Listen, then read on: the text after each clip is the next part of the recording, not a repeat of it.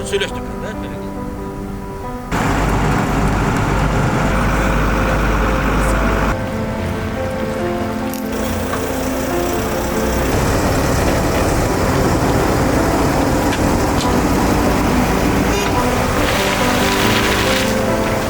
Биз май апрель баштап ушу ала арча, ала медин, бычканын нугун тазалап келатабыз. Себеп дегенде бул жылы абдан мындай коркунучтар көп болду да. Ушу суу каптайбыт деген маселе тургандыктан, андан сырткары баарыңарга белгилүү болгондой, бизде курултайдын учурунда көптөгөн жарандар ушу сунуштама киргизди да. Ушу суунун жээгин бир элдерге ыңгайлуу болгон бир шарт түзүп берсек, парктарды жасасак дегенде, ошондуктан биз азыр бүгүнкү күндө мына 80 техника жумшалып атат.